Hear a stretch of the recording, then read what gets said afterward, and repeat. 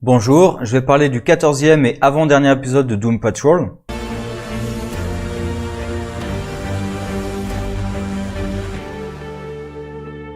Alors je suis un peu saoulé puisque comme un abruti, j'avais oublié d'allumer mon micro sur la dernière prise, donc il faut tout que je refasse.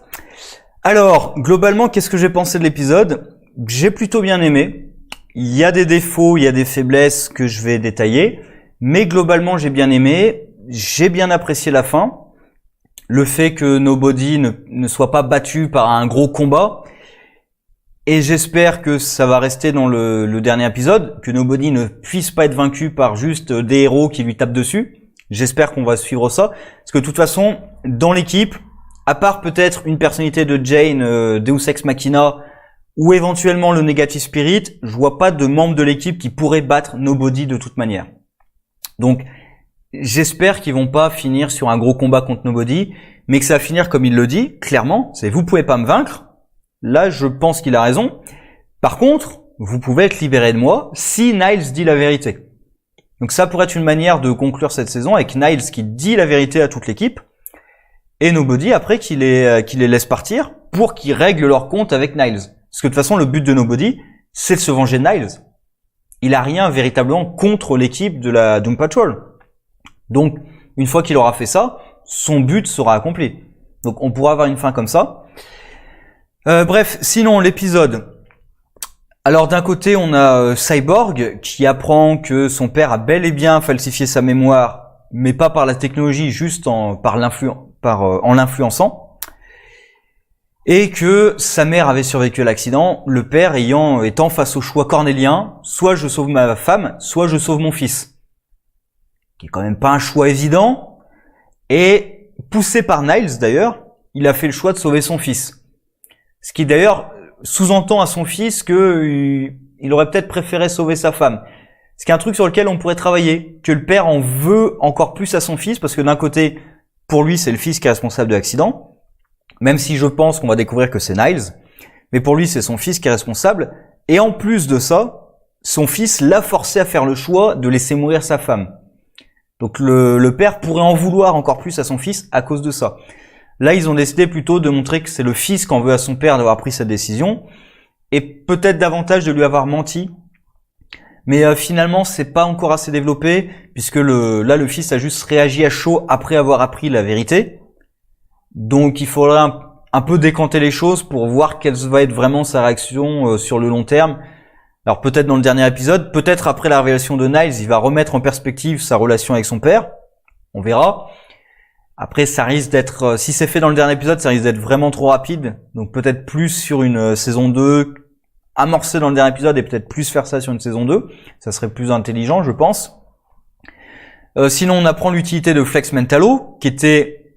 Alors... Deux choses, faire une blague qui s'éternise un peu trop sur l'orgasme, parce que la blague on l'a compris très vite, c'est pas la peine de s'éterniser comme ça.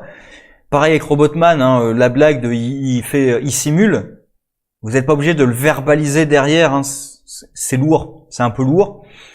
Bref, sa deuxième utilité c'était d'ouvrir un portail vers le white space où se trouve Nobody.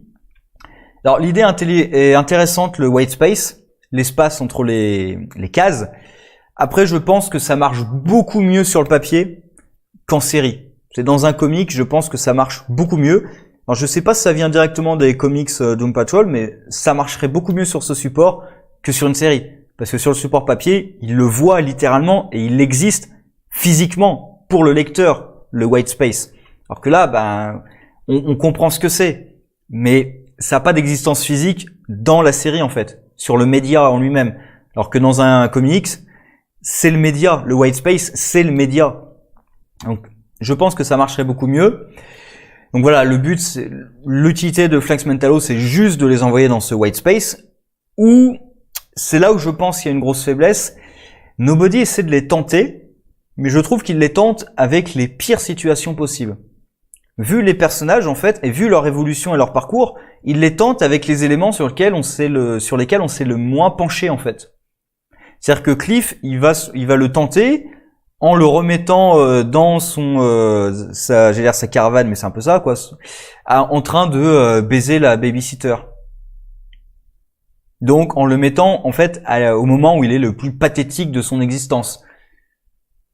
Juste avant qu'il tue sa femme alors pas sa fille justement, mais juste avant qu'il se tue et qu'il tue sa femme. C'est un peu con. Parce qu'en fait il le remet juste avant l'événement quand on fait d'eux des frics. Alors qu'il aurait pu les mettre bien avant toutes leurs erreurs, pour qu'ils puissent corriger leurs erreurs, et que là ils aient une vraie tentation. Parce que là la tentation, pour Cliff en l'occurrence, ça lui rappelle juste que c'est un connard et que sa vie était pathétique. Alors que s'il l'avait mis par exemple dans une situation avec sa fille, qui est l'élément lié à Cliff sur lequel on a le plus travaillé, sa relation avec sa fille, là il aurait été davantage tenté.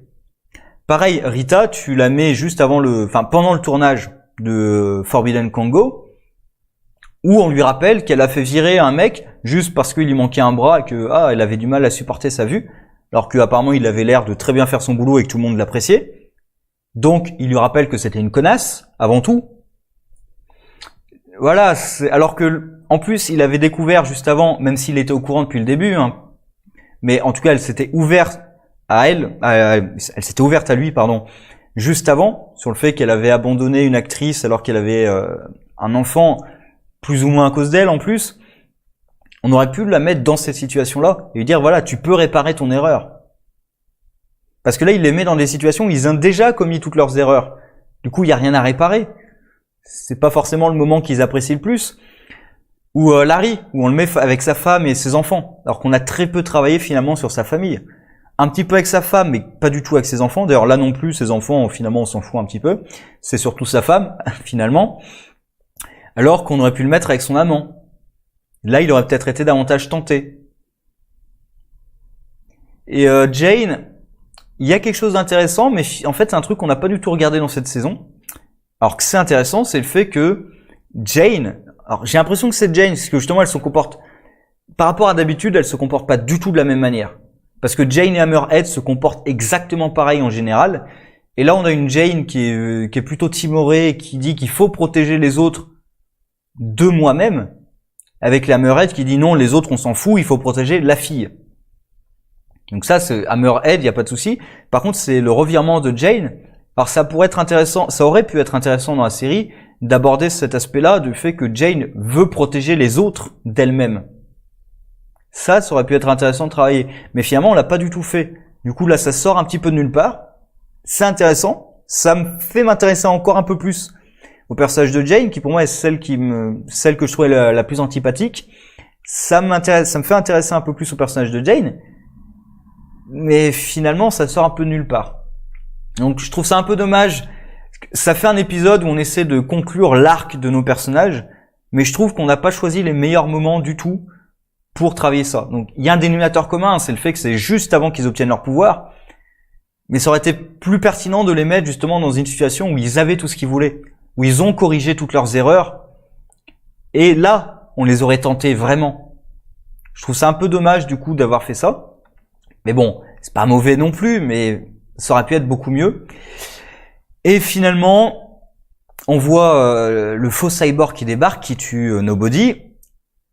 J'ai hésité un petit peu pendant un moment, je me suis demandé si vraiment il était tué.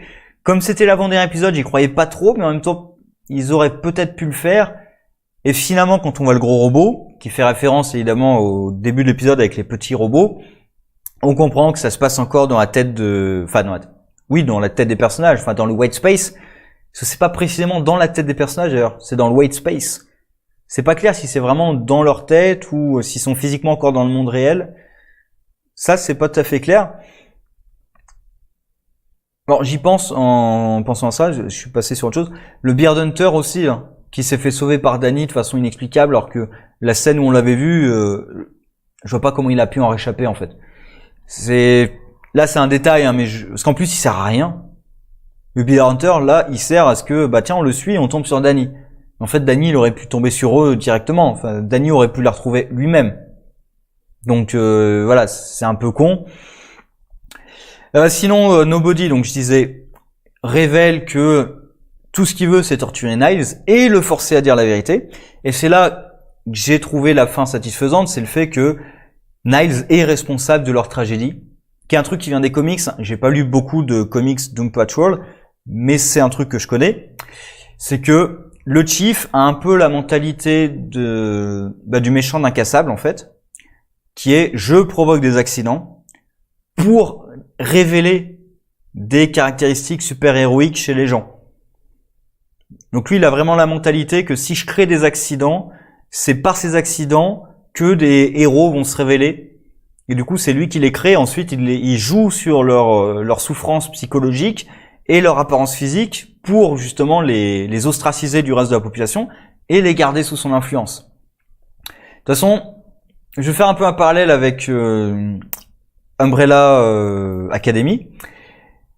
Quand on a un patriarche, un vieux patriarche, qui a l'air froid, insensible, qui a l'air de se moquer de ses enfants, irascible et tout, comme dans Umbrella Academy, ma première réaction c'est me dire ouais, au fond il va être gentil, on va découvrir à la fin que finalement il est gentil et que s'il fait ça c'est pour le bien des enfants. Alors qu'à l'inverse, quand on a le patriarche qui a l'air d'être tout gentil et tout, ma première réaction c'est me dire ouais, en fait il cache quelque chose et il y a un truc qu'il leur dit pas, il les manipule ou c'est exactement ça. Pour moi il était trop gentil pour être honnête en fait dès le début de la saison. En même temps je le savais des comics qu'il était pas, mais un peu comme le père de Cyborg d'ailleurs. On se doute, le père froid et qui a l'air de pas avoir de sentiments pour son fils, on se doute souvent dans la fiction que non mais finalement c'est parce qu'en fait il cache qu'il est attaché à son fils, etc., etc. C'est un peu ce qui se passe ici d'ailleurs. Et donc Niles révèle à l'équipe qu'il est responsable de tous leurs accidents. Alors est-ce que ça implique Cyborg?